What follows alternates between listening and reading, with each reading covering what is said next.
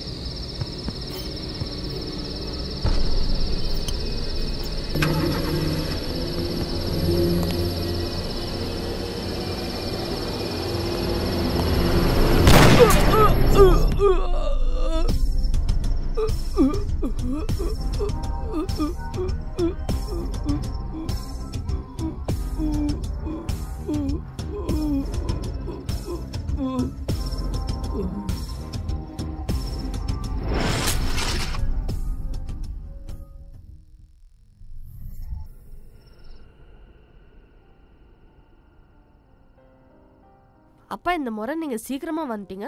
இல்லன்னா வரதுக்கு 1 இல்ல 2 மாசம் ஆகுமே. 2 ட்ரிப் கேன்சல் பண்ணியாச்சு. அதனால தான் ரொம்ப ஈஸியா ஆச்சு வர்க் ஃபினிஷ் பண்றதுக்கு. அதனால தான் சீக்கிரமா வந்தேன். அது நல்லது தானே. இந்த மாதிரி ட்ரிப் கேன்சல் ஆயிடுச்சுன்னா எப்பவுமே வீட்ல இருக்கலாம்ல. நான் உன் கூட தங்க முடியாம போயிடுமோன்னு நினைச்சேன்.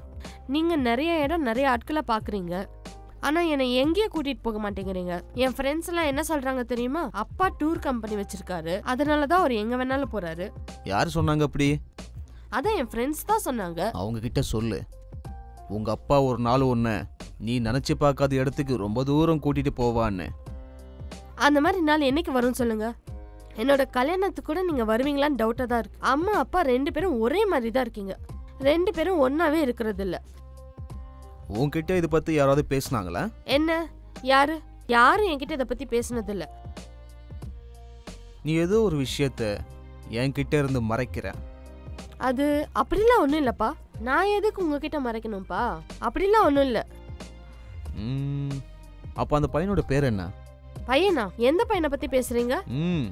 எல்லாம் ஓகே தான், ஆனா அவன் எதுக்காக பொம்பளை மாதிரி நடந்துக்கிறான்? அப்படிலாம் ஒண்ணும் இல்ல. அவன் எவ்வளவு நல்லவன் தெரியுமா உங்களுக்கு? அது ஓகே தான். Oh my God.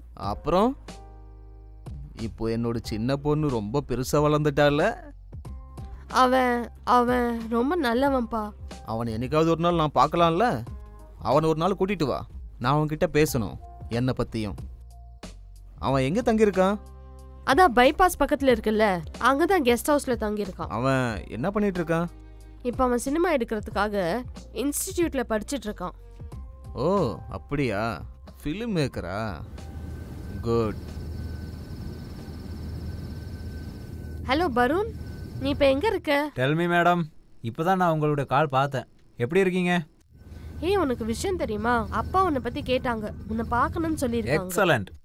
அப்போ உனக்கு இதுல சந்தோஷம் தானே? ஆமாப்பா, அப்பா இதை கேட்டது எனக்கு ரொம்ப சந்தோஷமாயிடுச்சு. ஓ அப்படி சொல்றியா? அப்ப நமக்கு இடையில எதுவும் இல்லைன்னு சொல்ல வரியா? ஓ, ஜெலசி ஆயிடுச்சா? அப்படிலாம் கிடையாது. ஒரு அப்பாவுடைய மதிப்பு எல்லாருக்கும் தான் தெரியும். அப்படியா? அப்பா உன்னை பார்க்கணும்னு சொல்றாங்க, இப்ப என்ன இப்படி பேசுற? இரு, நான் சொல்றேன், எல்லாமே விளக்கமா சொல்றேன். அப்புறம் இன்னொரு விஷயம், அப்பாவை பார்க்கறதுக்கு நீ எப்ப வர? என்னது, உங்க அப்பாவை பார்க்க வரணுமா? ஆமா, இதுக்கே ஏன் பயப்படுற நீ? கொஞ்சம் பயமா தான் இருக்கு. நல்லது, கொஞ்சம் பயம் இருக்கிறது நல்லதுதான். எங்க அப்பா மாதிரி நல்லவரை நீ பார்க்கவே முடியாது. எங்க அப்பாவும் ஒரு நல்ல மனுஷன்தான். அவருக்காக கூட தான் நான் வேலை பார்க்குறேன். ஆமா, இனிமே நீ என்ன வேலை பார்க்க போற? நான் சொன்னா நீ பயப்படக்கூடாது. அது என்ன சொன்ன பயப்படுற மாதிரி வேலை? உனக்கு பயம் வரலாம், ஏன்னா இதுக்குள்ள நிறைய விஷயங்கள் இருக்கு. இதுவரைக்கும் நம்மளுடைய இந்த உறவுக்கு நீ அவ்வளோ சீரியஸ்னஸ்லாம் கொடுக்கல. ஆனால் இப்போ எனக்கு புரியுது நீ ரொம்ப சீரியஸ்னஸ் கொடுக்குறேன்னு. நீ என் சீரியஸ்னஸை பற்றி புரிஞ்சுக்க மாட்டேங்கிற. எல்லா விஷயத்தையும் ஓப்பனாக நீ சொல்லணும், எதையும் மறைக்க கூடாது. அது 2000 வருஷத்துல நினைக்கிறேன். டேட்டு 23 ஜனவரி. டைம் அப்போது காலையில் 6:15. அமெரிக்கன் கல்ச்சர் சென்டருடைய முன்னாடி வந்து AK-47 துப்பாக்கியால் 4 பேர் மோட்டார் பைக்கில் வந்து சுட ஆரம்பிச்சுட்டானுங்க. 20 பேர் தான் அதில் அன்னைக்கு பாதிக்கப்பட்டிருக்காங்க. அதிலே 6 பேர் இறந்து போயிட்டாங்க. 4 கான்ஸ்டபிள்ஸ், ஒரு செக்யூரிட்டி இன்சார்ஜ், அப்புறம் ஒரு சிவிலியன் கூட. இது அப்படி மக்களுக்கெல்லாம் அதிகமாக தெரிகிற விஷயம் கிடையாது. அப்புறம் உனக்கு தெரியுமா அந்த 6 பேரில் மிஸ்டர் 6 யார் அந்த ஆளுன்னு? யாரு? அதுதான் எங்கள் அப்பா. என்ன? எஸ், அது என் அப்பா. இந்த விஷயம் நடந்து 4 நாளுக்கு அப்புறம் நம்ம பக்கத்தில் இருக்கிற ஸ்டேட்டில் போலீஸ்காரங்க 2 டெரரிஸ்ட்டுங்களை என்கவுண்டரில் சுட்டுட்டாங்க. அவங்க கொடுத்த இன்ஃபர்மேஷன் படி அங்கே இருந்த பாக்கி 2 டெரரிஸ்ட்டுங்களுடைய ஐடென்டிட்டி கிடச்சிடுச்சு. அப்போ போலீஸு ரொம்ப உஷாராக பல இடங்கள்லையும் தேடி அப்படி அதில் இருந்த ஒருத்தரை அவங்க அரெஸ்ட் பண்ணிட்டாங்க. அந்த ஆளை அதுக்கப்புறம் இந்தியாவுக்கு கூட்டிகிட்டு வந்தாங்க. கோர்ட்டில் விசாரணை ஆரம்பிச்சிட்டாங்க. அப்படி 3 வருஷங்களுக்கு அப்புறம் நம்மளுடைய நீதிமன்றம் அந்த ஆளுக்கு மரண தண்டனை விதிச்சாங்க. அதுக்கப்புறம் தான் கேமே ஸ்டார்ட் ஆகுது. அவங்களுடைய அரசியல் லாபத்துக்காக ஒரு சில அரசியல்காரங்கெல்லாம் இதில் புகுந்து விளையாடிட்டாங்க. ஆமாம், அப்போ அந்த டெரரிஸ்ட் போய் ஒரு ஸ்டே ஆர்டர்லாம் வாங்கிட்டான்.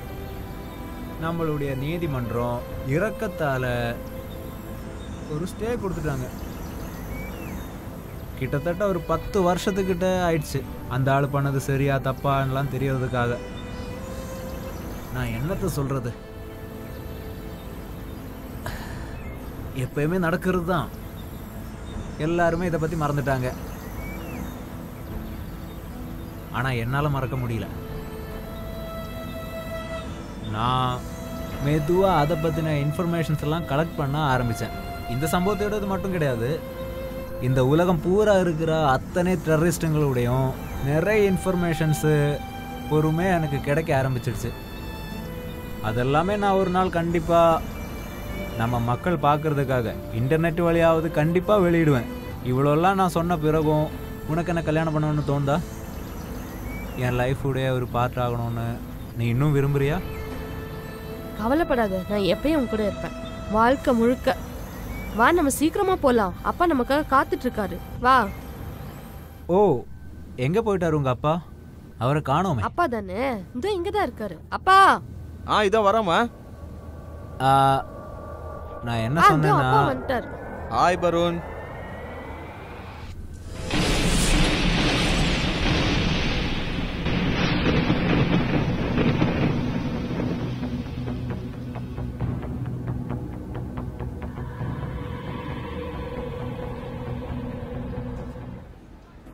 வருண், எங்க போற? நில்லு ப்ளீஸ் நீ என்ன சும்மா விடு. என்னாச்சு? நான் எதுவுமே சொல்ல என்ன விரும்பல. நீ சொல்லிட்டு இருக்க? அதான் எதுவுமே இல்லன்னு சொல்லிட்டேன்ல. இப்போ நான் இங்க இருந்து போய் தான் ஆகணும். அப்பா நமக்காக காத்துட்டு இருக்காங்கன்னு அப்பா சொன்னேன். அங்க வெயிட் பண்ணட்டும், அதெல்லாம் என்ன பாதிக்கிற விஷயமே கிடையாது. ஏய், எனக்கு இப்ப போய் தான் ஆகணும், நான் சொல்றேன்ல. அப்பா ஏதாவது கேட்டா நான் என்ன சொல்றது? ஏய், நான் அதை சொன்னேன்னா உனக்கு கண்டிப்பா புரியாது. அதனால என்ன ஃபோர்ஸ் பண்ணாத. ஒரே ஒரு விஷயம் மட்டும் நீ புரிஞ்சுக்க, நம்மளுடைய கல்யாணம் கண்டிப்பா நடக்கவே நடக்காது. நீ என்ன விளையாடிட்டு இருக்கியா? ஐ ஆம் டெல்லிங் த ட்ரூத், அவ்வளவுதான் சொல்லுவேன். நீ என்னென்னமோ பேசிட்டு இருக்க. இதுக்காக நான் நிறைய நாள் காத்துட்டு இருந்தேன். அப்ப நீ ஒரு விஷயத்த சொல்லு, உங்க அப்பா என்ன பண்றாரு? என்ன? நான் என்ன கேட்டேன்னா உங்க அப்பா என்ன வேலை செஞ்சுட்டு இருக்கிறாரு? எங்க அப்பா டிராவல் ஏஜென்சி நடத்திட்டு இருக்காரு. Are you sure about that? அப்படின்னா நான் என்ன கேக்குறேன்னா, ஒரு டூர் கண்டக்ட் பண்ற ஆளுகிட்ட எதுக்கு துப்பாக்கி இருக்கணும்? புரியுதா உனக்கு? நீ வீட்டுக்குள்ள போய் தேடி பாரு, உங்க அப்பா கிட்ட துப்பாக்கி இருக்குதான் நீ போய் பாரு.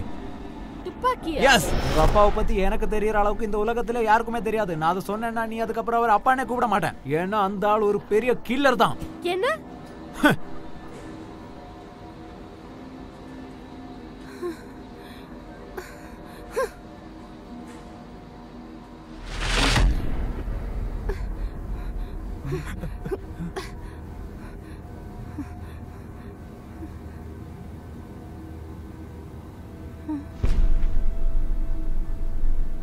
துப்பாக்கி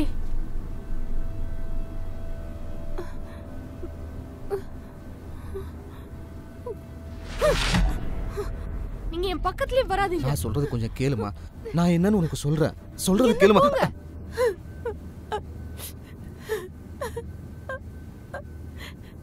எந்த செய்யும்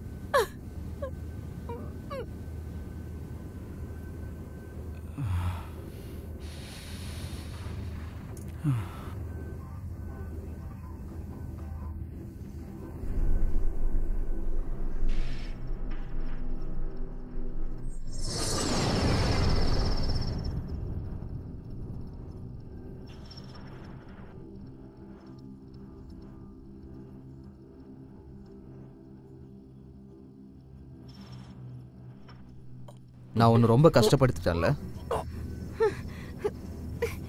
எனக்கு தெரியும் நான் உங்களை ரொம்ப கஷ்டப்படுத்திட்டேன்னு. இதை தவிர எனக்கு வேற எந்த வழியும் தெரியல. நீங்க சும்மா எங்க முன்னாடி வந்து நடிக்காதீங்க. உங்களை பத்தி எனக்கு ரொம்ப நல்லாவே தெரியும். ஒழுங்கா எங்களை அவுத்து விடுங்க. நீ என் பொண்ணு அதாவது காதலிக்காம இருந்திருந்தா பொண்ணை கொல்றதுக்கு ஒரு செகண்ட் கூட நான் வெயிட் பண்ணிருக்கவே மாட்டேன். இப்போ நான் வார்த்தையா மட்டும்தான் சொல்லியிருக்கேன். ஆனா நீ வெயிட் பண்ண மாட்டேன். இதுக்கு மேல உங்களால என்ன பண்ண முடியும்?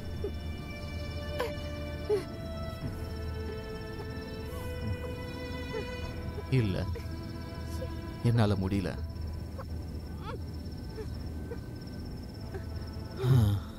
என்னால முடியல. அது எதனாலும் தெரியுமா? நீ ஜோயை லவ் பண்றதுனால, அவளும் உன்னை காதலிக்கிறதுனால மட்டும்தான். எனக்கு அவ இல்லாம வேற யாருமே இல்லை. அவளுக்காக நான் என்ன வேணாலும் செய்ய தயாரா இருக்கேன். அது இல்லாம அவளுக்காக நிறைய பண்ணிட்டேன். இன்னும் உங்களுக்கு ஏதாவது பேச வேண்டியது இருக்கா? நீங்க கிரிமினல் ஆகிறதுக்கு ஜோயா தான் காரணமா? இல்ல பருண், நான் அந்த அர்த்தத்துல சொல்ல வரல. நான் குற்றவாளி ஆகிறதுக்கு அவ காரணம் கிடையாது. நான் எப்படி குற்றவாளியா ஆனங்கிற விஷயம் என்னோடையே அது மூடி மறையிட்டோம். அது அவளுக்கு தெரியணும்னு அவசியம் இல்லை. எல்லாம் என்னோடையே முடியிட்டோம். இவ்வளோதான் என்னால் இப்போ சொல்ல முடியும். என்னோட வாழ்க்கையோட இறுதி கட்டத்துக்கு நான் போயிட்டு இருக்கேன். இனி என்னால் திரும்பி வர முடியாது. எப்போ வேணாலும் என் கதை முடியறதுக்கு வாய்ப்பு இருக்கு. அதே மாதிரி இன்னொரு விஷயம் என்னன்னா, நான் ஒருவேளை இறந்து போனேன்னா என் மகளும் ரொம்ப உடஞ்சி போயிடுவா. நீ அவளை காதலிக்கிற இல்லையா? அது எனக்கு தெரியாது. இப்படி சொல்லி என் பொண்ணை நீங்க கஷ்டப்படுத்துறீங்க. அப்போ என் பொண்ணு நீ காதலிக்கலையா? தெரியாதுன்னு தான் சொல்லிட்டேன்ல. நான் சொல்றேன் நீங்க காதலிக்கிறீங்கன்னு. எங்க உன் மனசு தொட்டு சொல்லுங்க பார்க்கலாம். அவளை காதலிக்கலன்னு சொல்லுங்க. ஆமா, நான் அவளை காதலிக்கிறேன். அதான் வேணும். இதை கேட்க தான் நான் இவ்வளோ நேரம் காத்துக்கிட்டு இருந்தேன். தேங்க்யூ.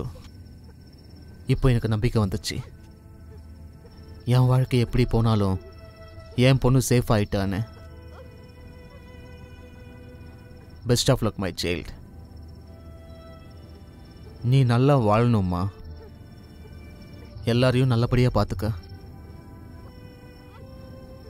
இது இல்லாமல் நான் வேற என்ன சொல்றது?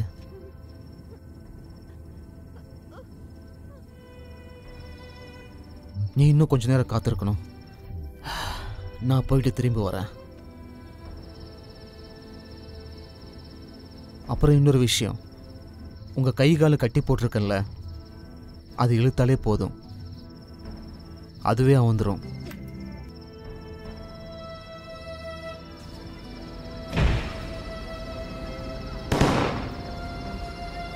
அந்த ரூம்ல இருந்து அவங்க அப்பா திரும்ப வரவே இல்லை. அந்த அமைதியான கல்கத்தாவோட தெருக்கள் கடந்து யாரும் இல்லாத அமைதியான பைபாஸ் பக்கத்தில் இருக்கிற ஃப்ரிட்ஜில் அவர் தன்னை தானே தற்கொலை பண்ணிக்கிட்டாரு. ஒரு மனுஷனோட இறுதி கட்டம் இப்படி தான் முழுமையாக முடிஞ்சுது. அந்த நிமிஷத்திலிருந்து அவன் தீவிரவாதியே இல்லை. அவன் கொலைக்காரனாகவும் கொள்ளைக்காரனாகவும் இல்லை. அவன் மனுஷனோட கெட்ட செயல்களோட முடிவாயிட்டான். இந்த உலகத்தில் அவன் அப்பான்ற ஒரு ஸ்தானத்தில் மட்டும்தான் இருக்கான்.